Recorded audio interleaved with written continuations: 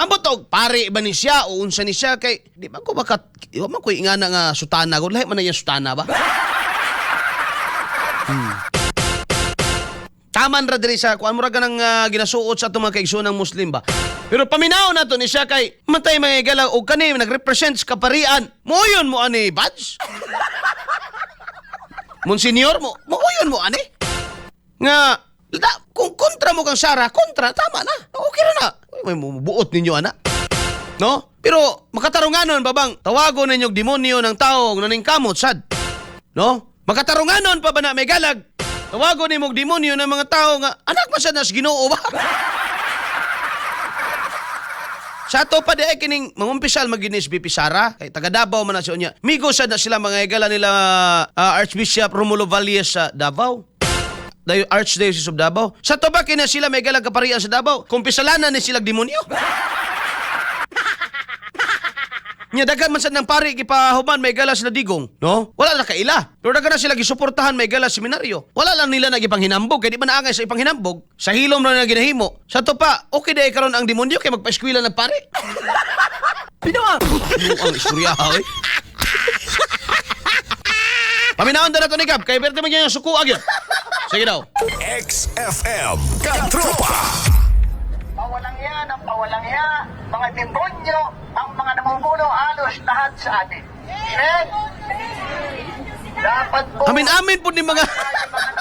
Dako-dako daw, Gab. Dako-dako ah. Ang namumuno sa atin, mga sinungaling, mapagkunwari, balat kayo, magnanakaw, pusakal.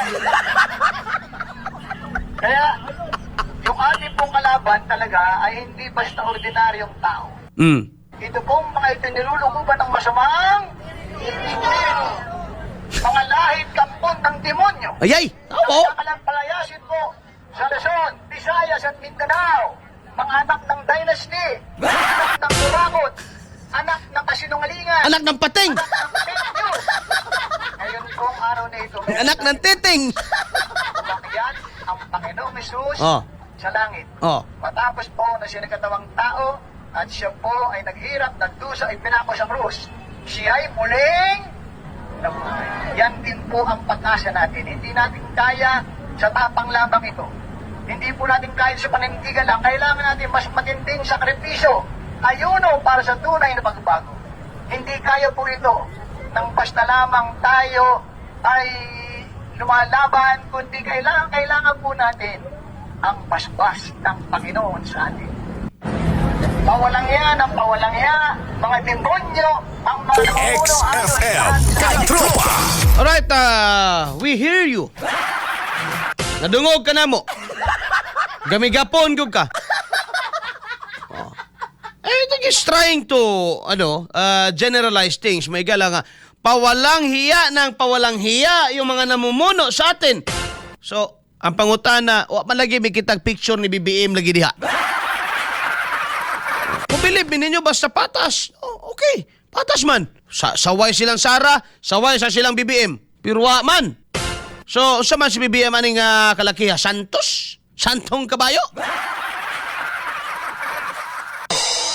Yung mga nagbabanal-banalan? Ay,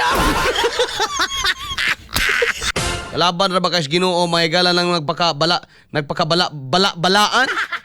Laba kas Ginoo na no kana mga kinaiya bitaw sa mga parisiyo. Tawagon magay nas Ginoo may galag bitin. No tawagon gyud nas Ginoo mga galag kanang mura kunog pansyon nga puti kunos gawas pero giulod sulod. Ay, may buntag ninyo diha.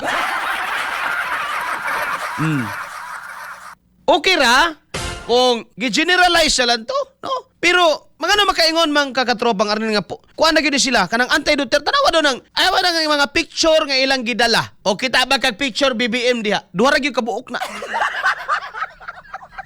Duha ra gyud kabuok mga igala. Kang Sara o kang Bato. Unya dili lang daw ni sila mga kampon sa mga demonyo. Kundili may lahi ng mga demonyo. But pasabot nga sa kaliwat palandaan mga igala, demonyo na. Mao ba ni mga igala gitudlo? Mao ba ni ang atong pagtuo? Muna nakapait diha kung apil-apilon mga igala ang religious perspective. No? Nitindog ka diha, tindog diha on the context of politics. No, pag yaw-yaw diha on accountability. Pagyaw-yaw dia, whatever. Bullseye. Bullseye. Eh, nagdamay-damay na. Kaya wata kay baw kasi paminahos ginoo na. Nga naman, tanan man gyampo. Di ay mga pari, supporter sa Sara. No? Labi na may gala. Siyempre, kan mga pari sa Davao, dili man tanan. Pero, kadaghanan di may gala. Muampo, man ginag, muhangyo sa Bibi Sara. Iampo ko ninyo. Oh. Asa man sana, magumpisa sa Bibi Sara. At to man sana may gala sa mga taga Davao. No? Nga, membro may gala sa clergy sa Archdiocese of Davao. At to sa gina. O mga kaila nila. Muamin man sana nga to sa obispo. Kaya Bishop Romulo Valles. No? Ka-Archbishop. Mo simba sana may gala San Pedro Cathedral. Igna ay event ang Davao City. Magpamisa sad. Unya kining isa may galaga pari-pari diya sa tubangan may galas mga tao. Oh, nga iyan ang gitawag may galang anak og demonyo. So kinsa man mga galay paminawon anis Ginoo? Bullseye. Bullseye. Ngunay nakapait lagi diha. Unta lagi di na lang na apil-apilon. No? Di na lang na apil-apilon. Kinaaman tayo proseso. No? Naaman ta mga higalay kining impeachment process o naana ta sa portion karon sa trial. Maghuwat day mo. Naguol mo nga dili gyud siya madayon gumikan ila kay Tano. Naguol mo nga di gyud madayon ang inyong gipangandoy nga ma-impeach siya. Nga naman, kaya naagyoy mo tuo ni Sara, naagyoy supporter ni Sara, and in fact, mas daghan kaysa ninyo. Ug di ba ka makaingon nga, mga anak og impirno ning mga taong gadapig ni Sara? Kini mga tawhana ni, nakakita lang yun ni Megara sinuod nga, ang impeachment gigamit lang mga katropa sa pagpamulitika. Bullseye. Di ba? Gigamit lang ni mga higala ang accountability, gihimo lang siyang hinagiban, no? In the guise of accountability, para lang yun sa usa ka tubong og tinguha pa gaigsuon nga kuan, no? Matanggal may gala o ma-pin down si Vice President Sara Duterte. Bullseye. Dunay 167 ka mga pari o obispo may gala nanawagan ng niyaging si Mauro kagahapon. Nagmisa sila si EDSA, no, nanawagan may gala og accountability. No? Okay na siya, wa tay problema anang manawagan og accountability. Ayaw na lang pakapini og dalag hukom, no? Ayaw na lang pakapini og as if ikaw na mo i-judge o ikaw na nakabasa sa tanan ebidensya. No? Ayaw na lang pakapini kaya kinahanglan matanggal yun si BP Sara. Kay dili na accountability imong gusto. Termination lang. Manawagan mo accountability. Kaduha, panamin sab mo. No? Doon na ba sa mo'y moral ascendancy nga manawagan og accountability? Kaya mo yung may galag accountability, pahinluay na lang mo diha. Ang bangutana karon. O sa pampoy inyong katungod manawagan og accountability. Kung kamo mismo, obispo, wako'y ginapunting aniha ang maigo, bahala na diya. Kamo mismo diya, mga pari, no? Specifically, mga igala sa Roman Catholic Church. Kung kamo diya mismo, dili man mga igala tanan, pipila man lang. Pero kung kamo diya nga pipila, di man gani mo kabalo manubag anang inyong gipangbuntisan. Manawagan pa mo accountability. Ang inyo baga obispo, igo ra mo pasibaton patog Alaska, ulay nasod basta magkabulabugay na.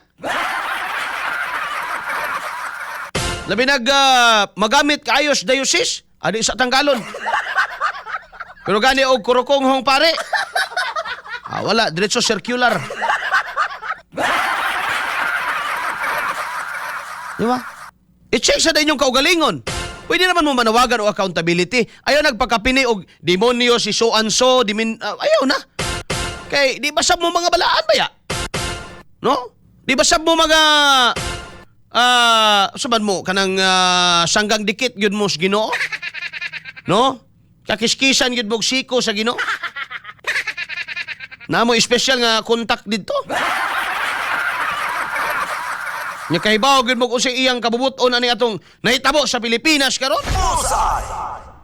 Nya kining tanan may gala bunga man ni sa pagtraidor. No?